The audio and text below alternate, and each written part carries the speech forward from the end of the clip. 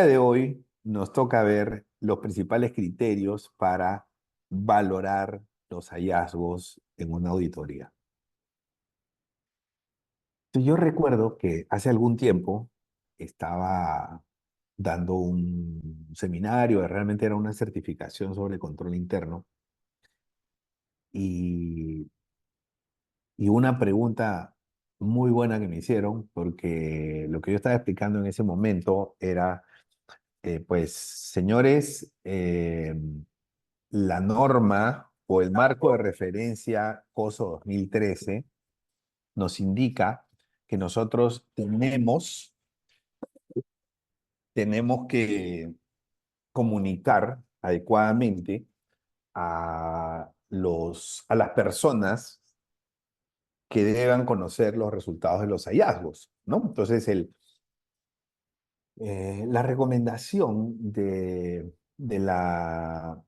marco de referencia COSO 2013 era ese, ¿no? O sea, dependiendo de la gravedad del hallazgo, debíamos hacer las comunicaciones a quienes correspondan. Si es algo tremendamente grave, tiene que llegar hacia las altas instancias. No, eso no lo podemos dejar de hacer.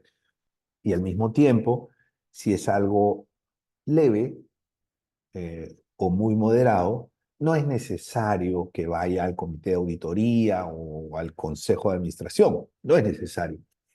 Entonces, ese era el mensaje. Y ahí estrictamente nos limitamos a lo que es el marco de referencia COSO 2013. Ese es el mensaje de COSO 2013, ¿no? En uno de sus puntos de enfoque dentro de sus principios. Pero surge una pregunta muy buena, una pregunta muy interesante, que me hace una persona costarricense y me dice: Ernesto, ¿y cómo nosotros cómo hacemos para determinar, ¿no?, si es grave o leve? ¿En qué nos apoyamos? Entonces me pareció una pregunta sumamente interesante y de las que me gustan hacer porque me ayudan a seguir aprendiendo. Me exigen, me obligan a rescatar todo lo que sé, a dilucidar rápidamente y a concluir rápidamente y a comunicarlo, ¿no? Entonces, obviamente me exige.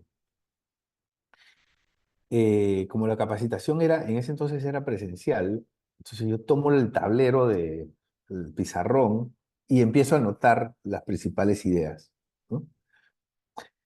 Y de ahí sale, digamos, ese es el origen de un cuadro que les voy a presentar o un esquema que les voy a presentar para poder hacer las valoraciones de hallazgos, ¿no?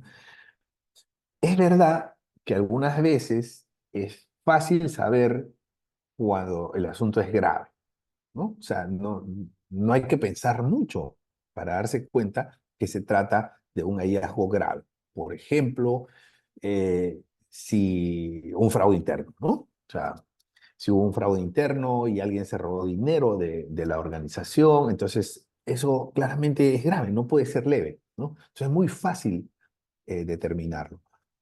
Pero hay situaciones en donde no queda tan claro si es leve o si es eh, grave, ¿no? Por ejemplo, un incumplimiento normativo. Y voy a dar un ejemplo específico. La normativa, imagínate que la normativa en un determinado país establece que las entidades financieras tienen cierta cantidad de días para poder responder, darle una respuesta a las reclamaciones de sus usuarios, de sus clientes. Imagínate que un cliente presentó una reclamación ante la entidad financiera y la entidad financiera tenía, digamos, 30 días para poder responderle. Y la entidad financiera le respondió después de 31 días, o 32 días, o 35 días, ¿no? Y eso en términos de sanción no representa una sanción, si hubiera una sanción importante, o incluso ni siquiera está establecida taxativamente cuál va a ser la sanción, ¿no? Entonces, ahí es muy fácil, digamos, entender que si una respuesta con un día o 2 días de demora, que representa menos de un 10% del tiempo que establece la normativa, si bien es cierto, es un hallazgo porque es un incumplimiento, no lo podemos considerar grave, ¿no? O sea, no tiene, digamos, el mismo nivel de, eh, en el ejemplo que les he dado, ¿no? No tiene el mismo nivel, digamos, de gravedad que el del fraude interno, ¿no? Entonces, hay algunos casos en donde se nos hace relativamente sencillo entender que el hallazgo corresponde,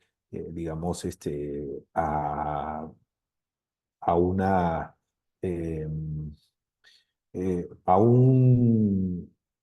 a una calificación o valoración. Me gusta más usar el término valoración, una valoración grave o una valoración leve, ¿no?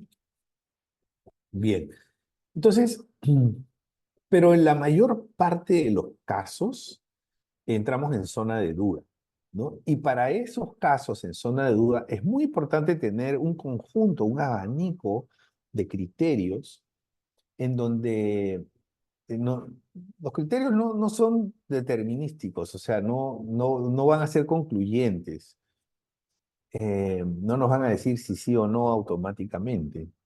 Siempre las decisiones las tendrán que tomar personas, pero serán elementos que servirán para dilucidar o incluso para debatir. Porque ¿a quiénes les importa estos criterios de valoración de hallazgos? Estos criterios les importan, primero, a a los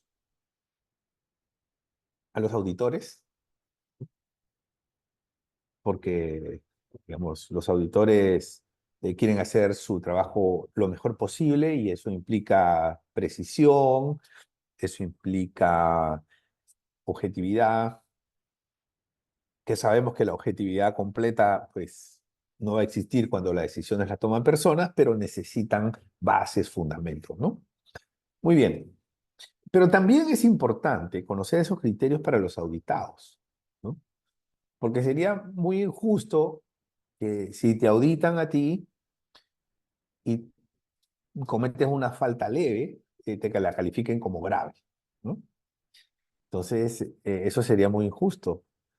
Pero como vivimos en un ambiente profesional, lo que tenemos que hacer es, digamos, durante el proceso de auditoría, antes de que termine la auditoría, expresar los criterios, tener bien claro nosotros que vamos a ser auditados cuáles son estos criterios para la valoración de hallazgos, ¿no? Es decir, si la auditoría contable encontró que había una diferencia en las cuentas y esa diferencia era centavos, entonces eso no puede ser un hallazgo calificado como grave, ¿no? Por uno de los criterios que vamos a ver que se llama materialidad. Entonces, pero eso lo tiene que tener claro el auditado para que se lo exprese, para que lo sustente, para que lo fundamente y para que eso enriquezca el análisis de las dos vías, ¿no? Y pueda aproximarnos a una decisión de los auditores eh, lo más cercana a lo, vamos a llamarle justo, porque llamarle objetivo es un poco difícil, ¿no? Es un poco difícil decir que vamos a ser objetivos, pero razonablemente justo es lo que deberíamos esperar.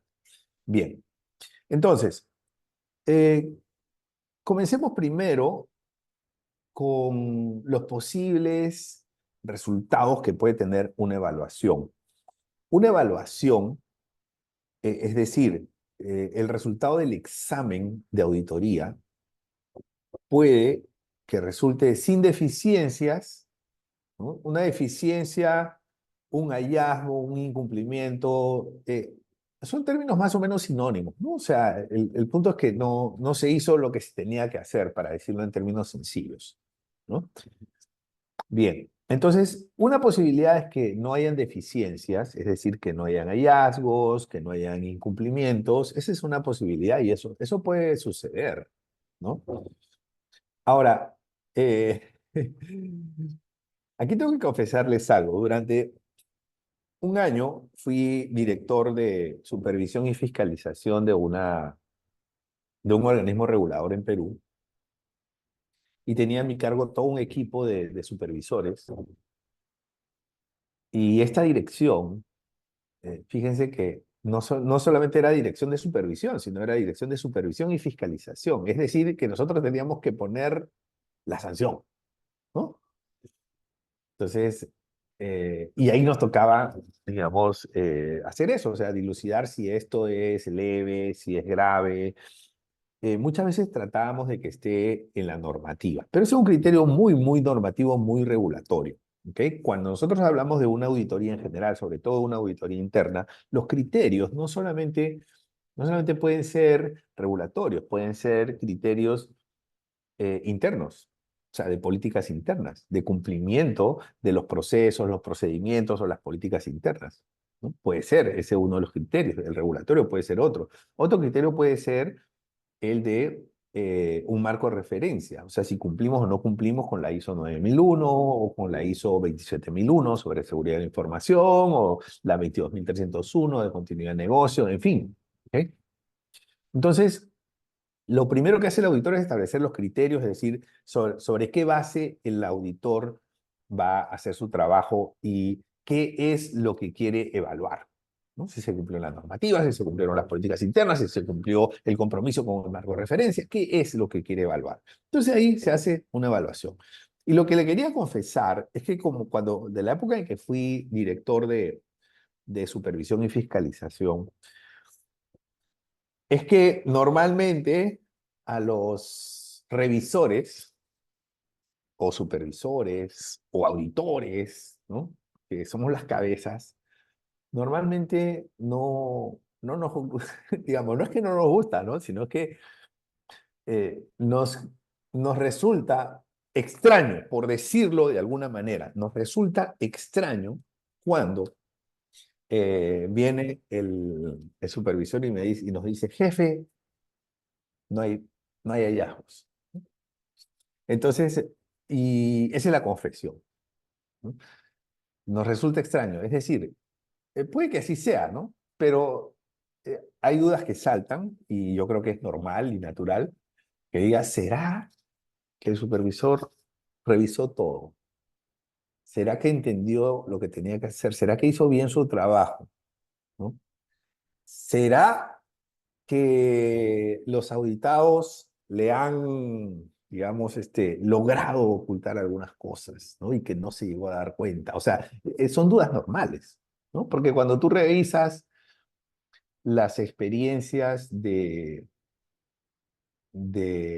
fraudes internos, por ejemplo, las experiencias te dicen, bueno, los que hacen fraude interno no solamente buscan engañar a sus jefes, sino además buscan engañar a los auditores. Y ese fue el caso, por ejemplo, de uno de los fraudes más famosos de la historia, que es el caso de Nick Leeson con el Barings Bank, en donde el señor engañó a sus jefes, a sus subordinados, a sus colegas, a sus competidores, a su junta directiva, a su regulador, a sus auditores internos y a sus auditores externos incluso, ¿no? Bien, entonces, este es el primer caso, ¿no? Sin deficiencias. Pero ahí cuando uno tiene madurez y hay, digamos, mucha confianza en el proceso, esas extrañezas que pueden resultar de este primer posible resultado, sin deficiencias o sin hallazgos, lo consideramos como, digamos, eh, válido e incluso toca felicitar a los auditados, ¿no? No por parte de la unidad de auditoría, pero sí por parte de otras instancias de la organización, como la junta directiva, por ejemplo, ¿no? Bueno, entonces, en segundo lugar tenemos las deficiencias leves, ¿ok? En donde yo las separo en dos tipos, cuando hay reincidencia y cuando no hay reincidencia, ¿no? Obviamente, por muy leve que sea, si hay una reincidencia, tiene un nivel de gravedad superior, ¿no? sea, el nivel de preocupación para nuestra organización es mayor porque lo que tenemos es una reincidencia, o sea, por muy leve que sea. Entonces, eso se denomina una condición o una característica agravante. Tenemos un agravante. Por lo tanto, es una deficiencia leve, pero menos leve, ¿no? Bien. Eh, y cuando tenemos deficiencias graves, lo mismo. Podemos usar el mismo criterio. O sea, no debería suceder, no debería suceder, pero existe la posibilidad que haya una deficiencia que sea grave y que sea reincidente, ¿no? Entonces, eso obviamente es un agravante. Muy bien. Entonces, en la práctica tenemos 5 posibles resultados. Estos 5 posibles resultados nos pueden llevar a calificaciones predeterminadas, como por ejemplo la que estamos viendo nosotros aquí en este cuadrito, con puntajes. 5 puntos si no hubo hallazgos. Deficiencias leves, sin reincidencias, 4 puntos, con reincidencias, 3 puntos.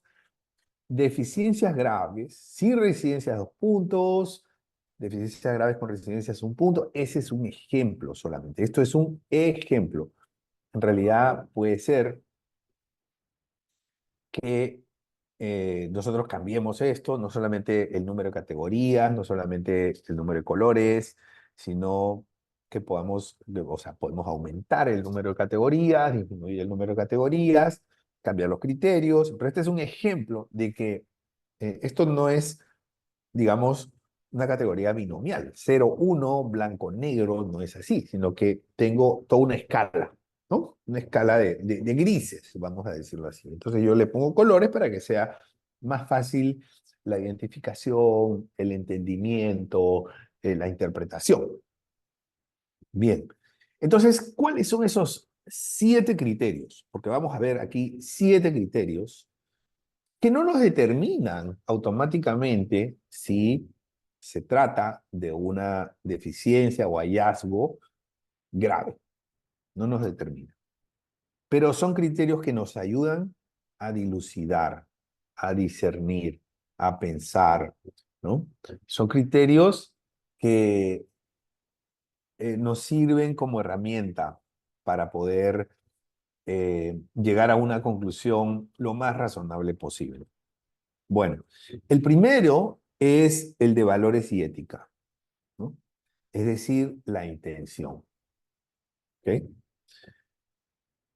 En este caso, en mi opinión, no existen faltas grandes y faltas pequeñas. O sea, las faltas a la ética son o no son. Aquí sí hablamos de una determinación binomial. 0, 1 es o no es, blanco o negro, ¿no?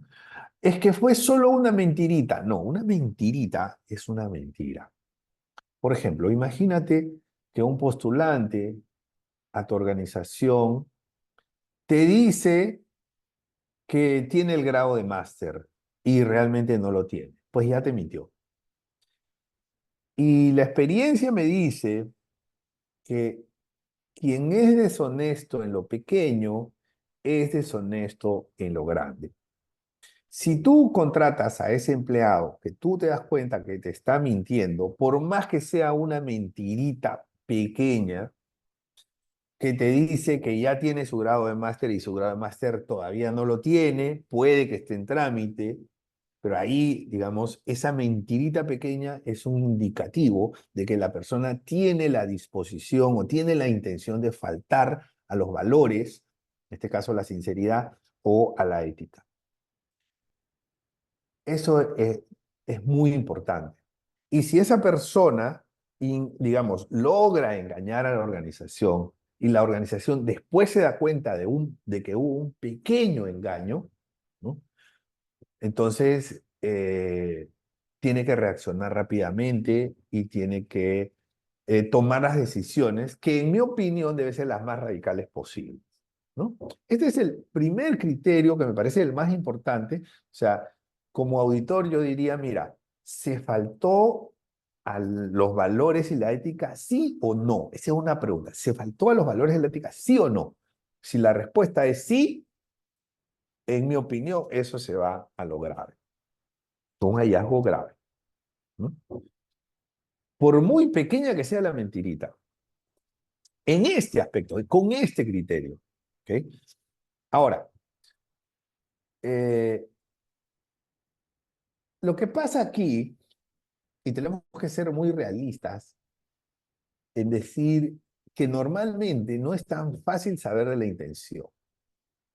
No es tan fácil saber de la intención. Es decir, conozco el caso, por ejemplo, de un cajero que atendió a una persona en un banco. Esa persona llegó a hacer un depósito determinado, ¿no? Eh, y el cajero ingresó en el sistema un monto mayor. ¿Ok? Específicamente el caso es que la persona fue a hacer un depósito de una cantidad no muy significativa y el cajero ingresó en el saldo de la cuenta, o sea, abonó el número de la tarjeta de la persona. O sea, 16 dígitos. Abonó, ese es un caso real. Entonces el caso fue muy, muy complicado eh, porque la entidad no podía unilateralmente revertirle. Entonces, son esos casos en donde te queda la duda si el cajero realmente estaba actuando en complicidad con la persona o no. Si el cajero era, digamos, parte de un proceso de fraude o, o, o de repente, o de verdad cometió un error involuntario, ¿no? Que tendría que ser un gran error, pero fue involuntario. Entonces, no queda muy clara la intención, es decir, no la puedes establecer objetivamente en tus hallazgos de auditoría, ¿no? Es muy difícil poder emitir esos juicios. Esos son los casos que nos dificultan y que nos hacen muy retadora esta labor. Pero, como criterio, pienso yo, mira, ¿se faltó los valores de la ética? Sí. Entonces, esto es grave. Ahora, si es grave, obviamente tienen que venir consecuencias. Eso no solamente se trata de un hallazgo, sino que tiene que haber una respuesta de la organización. Pero bueno, ese es otro tema. Entonces, este es el primero, ¿no? Los valores y la ética. Este es el primer criterio que nosotros debemos establecer. No es lo mismo el que se equivoca o, digamos, el que comete un acto con intención de el que tiene un error humano, en donde no tiene la intención de perjudicar a nadie, pero es un error humano. Entonces, aquí viene un segundo criterio. El segundo criterio es la materialidad. ¿Por qué? Porque, por ejemplo, vamos a suponer que en el caso que les acabo de mencionar, el cajero que le abonó, le acreditó a la cuenta de ahorros de de la persona que fue a hacer el depósito, le acreditó los 16 dígitos que conformaban la tarjeta. La persona presentó la tarjeta y el cajero, en lugar de abonarle el monto, le abonó el número de la tarjeta. Vamos a suponer que ese fue un error humano, que no conocía bien los sistemas. La mayoría podría pensar que no fue un error humano, pero vamos a suponer que fue un error humano. Por materialidad, eso es grave, porque pone a la organización en aprietos, porque le genera un daño de riesgo operacional grandísimo, porque incluso puede poner el nivel de solvencia de la organización en situación de intervención, porque al, al deberle la organización a uno de sus clientes, eso se carga, digamos, al haber un evento, ¿no? O un incidente de riesgo operacional. Entonces, mientras no se recupere el dinero, eso se tiene que cargar a pérdidas. Si se carga a pérdidas, entonces disminuye el patrimonio. Y si disminuye el patrimonio, podría ser que el patrimonio disminuya incluso a niveles inferiores al mínimo regulatorio. Y eso, por ley, pone a una situación a una institución o a una entidad en una situación de intervención o posible intervención. Entonces, la materialidad es importante. No fue un descuido, fue un error humano, pero fue $1.000.000. Bueno, eso es grave, ¿no? Ahora, seguramente la pregunta que por ahí me van a poner es, bueno, pero ¿a partir de cuánto? ¿No? ¿A partir de cuánto consideramos nosotros que es material?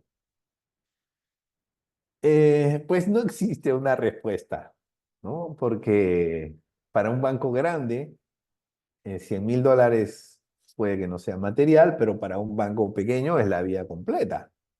Entonces, no existe una respuesta sobre la materialidad. Esto lo tienen que decidir, esa es una de las tareas que toca hacer internamente para poder decidir cuál es el umbral que define la materialidad, ¿no? Incluso puedes establecer 3 niveles de materialidad, ¿no? Alto, medio, bajo, en fin, ¿no? Pero ese umbral lo tiene que decidir la junta directiva o el comité de auditoría, actuando en representación de la junta directiva o consejo de administración. Bien, entonces, la materialidad es el segundo criterio. Fíjate que hay dos cosas importantes. Lo primero es que cuando nosotros hablamos de la falta a los valores, eso no ocurre de casualidad. Eso no ocurre accidentalmente. La falta de los valores no ocurre accidentalmente. El que falta los valores es consciente y normalmente lo hace premeditadamente. No normalmente, siempre lo hará premeditadamente. O sea, antes de hacerlo, sabe que lo va a hacer. Es consciente de lo que está haciendo, la falta de los valores, a los valores. En cambio, en la materialidad, si se trata de un error humano, no necesariamente la persona es consciente de lo que está haciendo, ¿no? Eh, Ni es consciente de que se trata de una falta de los valores, ni es consciente, o mejor dicho, no es consciente de que se trata de una materialidad importante, ¿no? Porque no se da cuenta del error, sino hasta después. Porque si se diera cuenta del error, ya sería consciente y lo corregiría, y si no lo corrige, encaja en la categoría 1, que es la falta de los valores. Entonces, eso en primer lugar. En segundo lugar, estos dos criterios no son excluyentes, o sea, no es que cae en uno y cae en el otro, porque el que falta los valores puede que sea consciente que está faltando los valores, pero además puede que sea consciente que está faltando la materialidad. Alguien que se roba $1.000.000 de una organización está faltando los valores y está también probablemente afectando la materialidad de los resultados, ¿no? En cambio, alguien que miente sobre su hoja de vida, entonces está faltando a los valores, pero no necesariamente está generando un daño material, ¿no? Entonces, puede que no sean excluyentes. En algunos casos podría ser que se den ambas cosas. Y eso en general ocurre con todos los criterios que nosotros vamos a ver a continuación. El tercer criterio es el daño a la reputación, ¿no? Entonces, el daño a la reputación, que tampoco es excluyente con los anteriores, ¿no? Si nosotros como usuarios o como clientes o como público nos enteramos que un empleado se robó $1.000.000 de una organización, vamos a tener desconfianza de esa organización y probablemente mudemos nuestros depósitos hacia otra entidad, ¿no? Pero independientemente de que se muden o no se muden los depósitos, de que se pierdan clientes o no se pierden clientes, aumentó la desconfianza y eso ya es un daño a la reputación. Entonces, el daño a la reputación es otro criterio que debería contemplarse, ya sea que esté relacionado con el primer criterio, ya sea que esté relacionado con el segundo criterio, ya sea que sea un evento de riesgo de conducta de un alto funcionario. ¿Mm?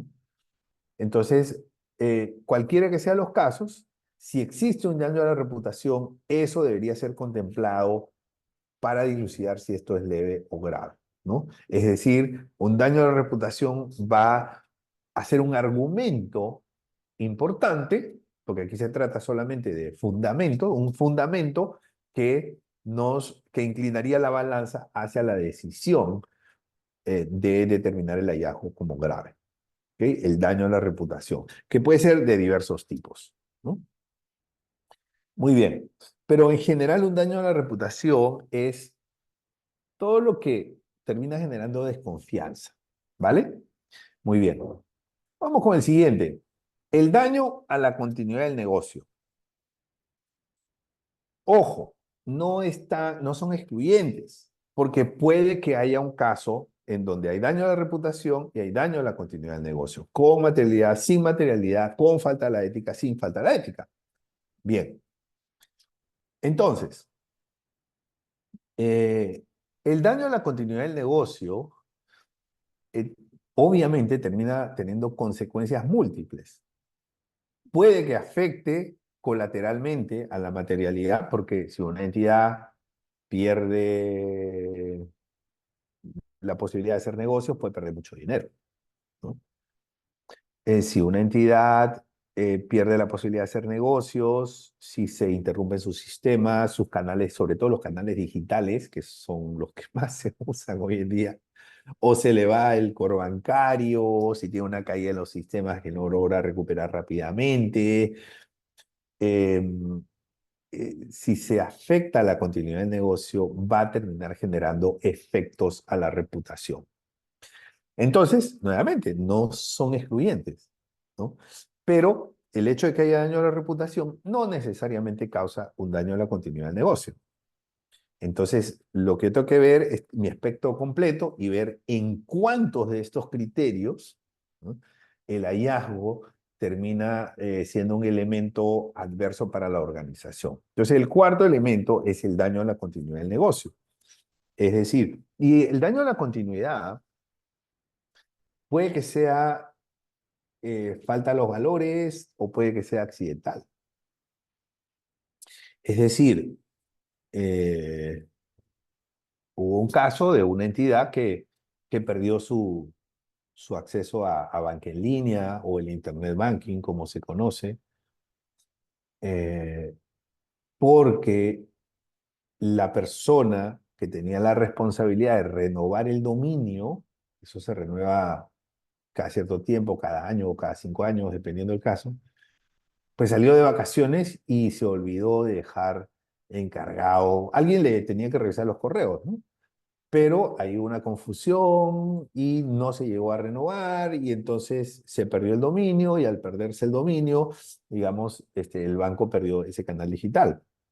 Entonces, vamos, es que aquí uno dice, mira, o sea, que no importa si hubo materialidad, no importa cuánto dinero se perdió por las transacciones que no se llegaron a hacer, no importa si hubo falta los valores a la ética, que fue un descuido, un olvido, una confusión, un desentendimiento, una falla en la comunicación, no importa, pero nos afectaron la continuidad de negocio. Y eso es grave. ¿Ok? Entonces, no todos los hallazgos tienen que ver con intención. ¿Ok? La intención sí es un elemento, a mí me parece muy importante.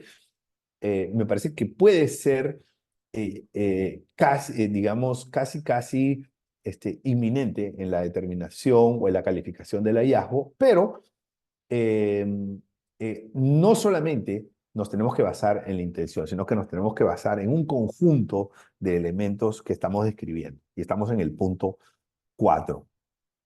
Bien, vamos al punto 5, el incumplimiento legal, ¿no? Entonces, el incumplimiento legal se da porque, eh, o mejor dicho, el incumplimiento legal es uno de los elementos que podemos usar como criterio, ¿no? Es decir,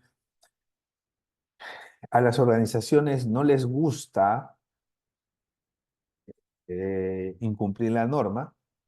De acuerdo con mi experiencia, hay un alto grado de vergüenza cuando se incumplen las normativas y cuando se recibe, aunque sea un llamado a atención del regulador.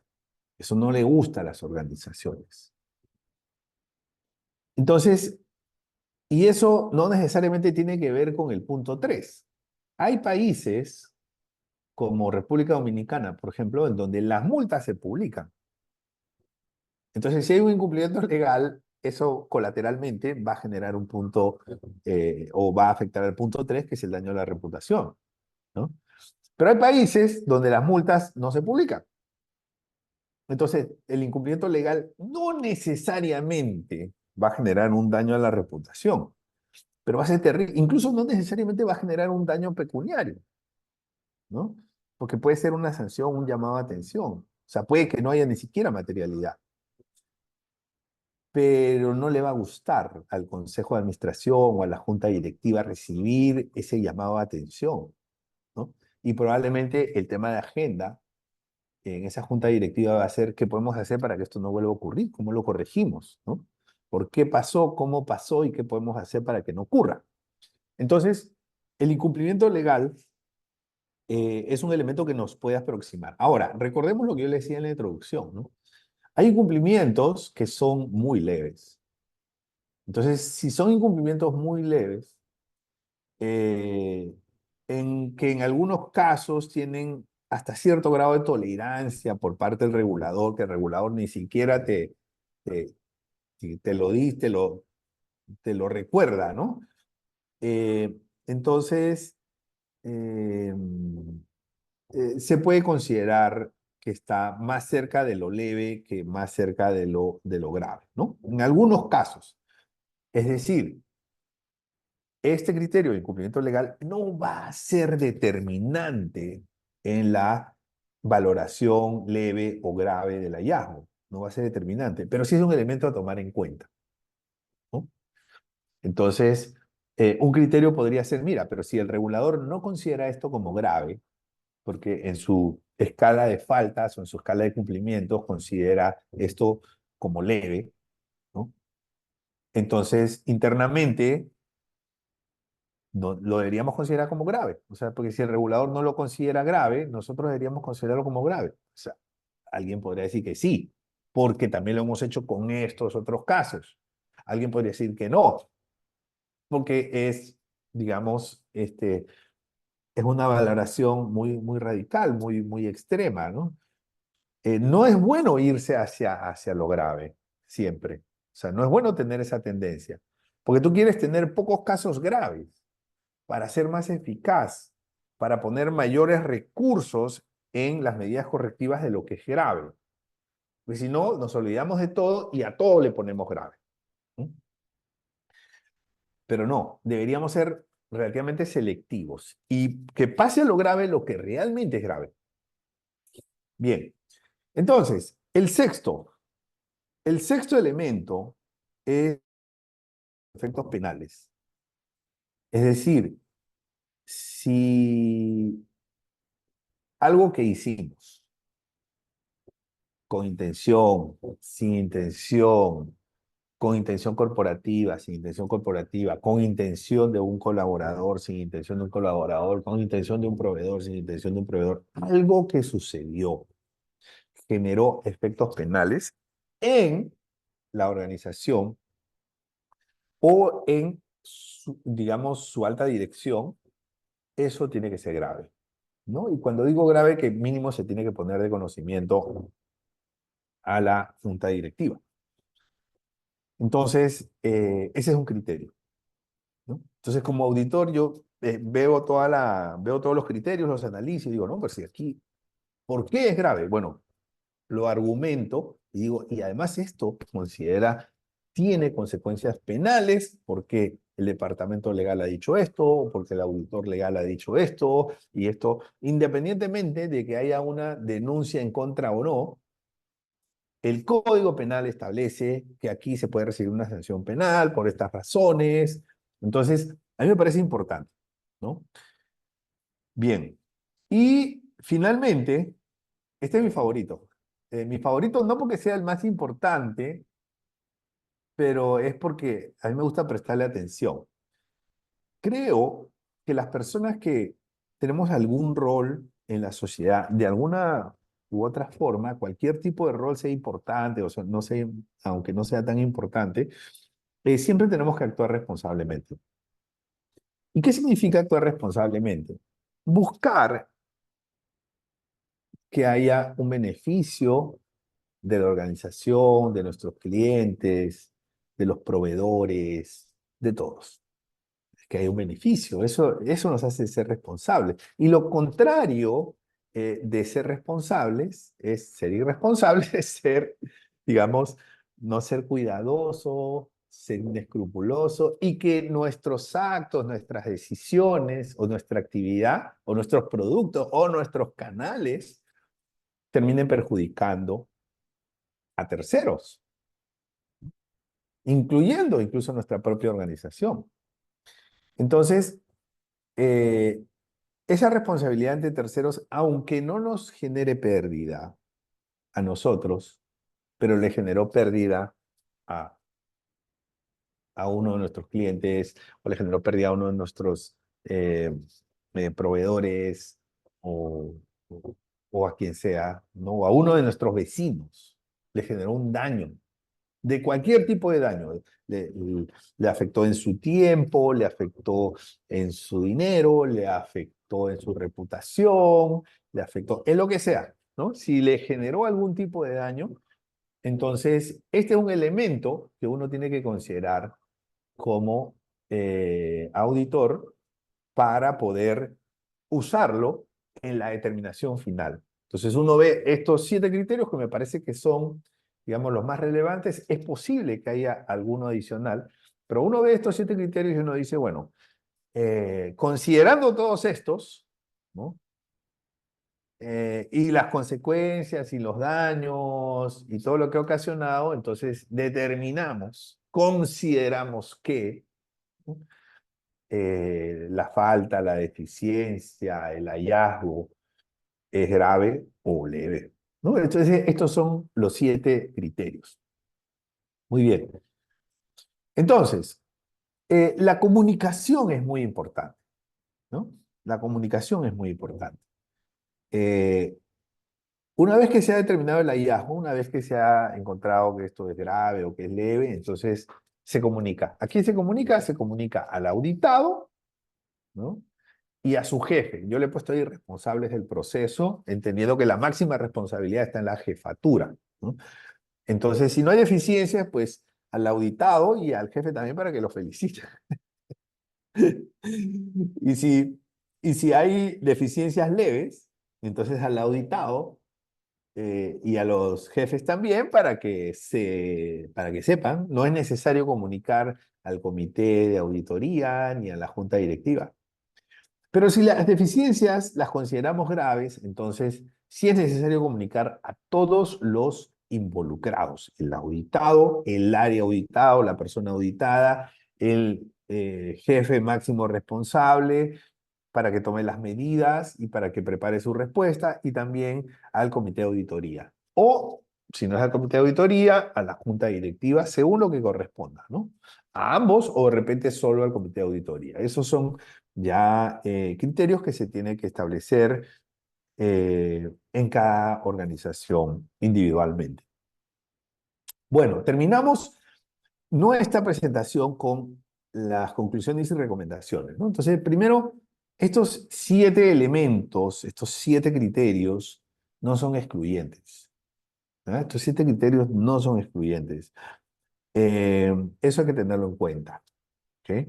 ¿Por qué? Porque eso nos permitiría incluso poder hacer una matriz o un tablero de puntuaciones en donde en cada uno de estos criterios yo establezco de 0 a 5.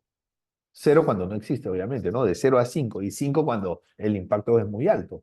Y puedo tener un promedio y ese promedio lo ubico en 3, 4 escalas y puedo tener, digamos, una herramienta, porque al final eso es un scoring y el scoring es como el scoring crediticio para las personas, que es un número que te da un indicativo eh, que te sirve como herramienta para saber en qué hubo más puntaje, en qué hubo menos puntaje, y te permite analizar mejor, pero al final las decisiones las toman personas, ¿no?